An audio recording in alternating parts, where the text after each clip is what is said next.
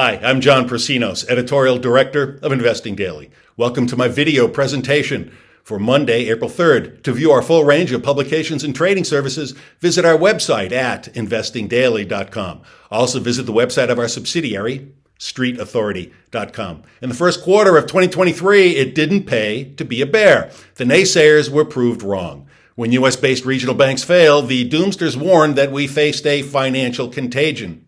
Didn't happen. Federal regulators decisively stepped in and stemmed the damage. We were then told that inflation would keep rising in 2023. It's actually falling. In fact, the dearth of liquidity caused by the banking crisis has, paradoxically, provided a tailwind for equities because the dynamic points to a more dovish Federal Reserve over the near term.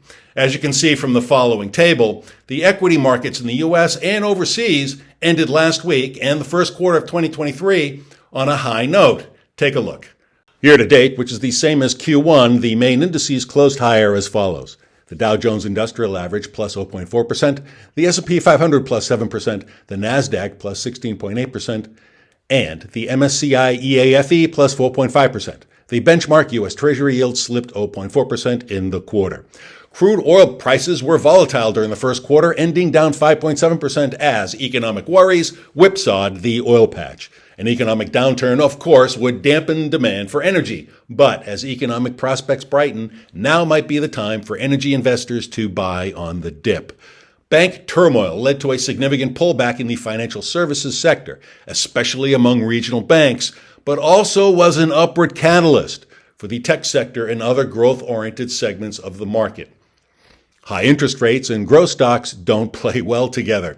Signals that the Fed will ease up on rates have been manna for tech shares, as you can see by the tech-heavy Nasdaq's performance year to date. The Nasdaq is now up 22% from its December lows. The Nasdaq 100, which represents large cap names, is now in a bull market. In another auspicious sign, the S&P 500 has shot past its 200-day and 50-day moving averages. That means the bulls are in control. The following chart shows data as of market close, March 31.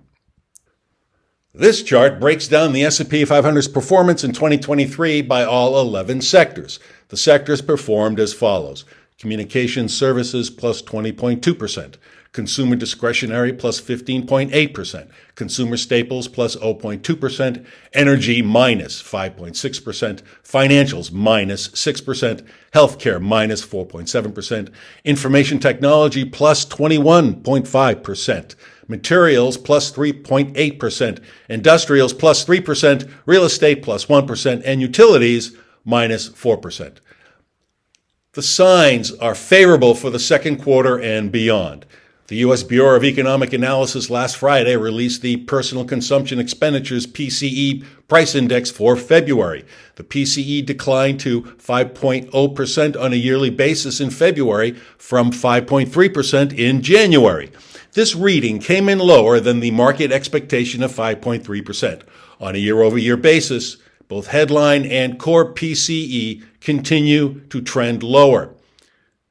What's more, the CBOE Volatility Index, the VIX, over the first quarter fell well below 20, which indicates further stabilization of the markets. When the VIX surpasses 20, you can expect greater volatility than normal over the next 30 days and vice versa. Now let's take a look at the week ahead. Here are the salient economic reports scheduled for release in the coming days. ISM manufacturing and consumer spending, Monday. Factory orders and job openings, Tuesday. ADP employment and ISM services, Wednesday. Initial jobless claims, Thursday. And U.S. employment rate and average hourly wages on Friday. Will the solid performance of the first quarter carry over into the second quarter? Probably, but I continue to counsel a somewhat cautious stance with an overweight in defensive growth stocks such as healthcare and consumer staples. But maybe you're still spooked by market volatility. Global risks haven't disappeared. They never do.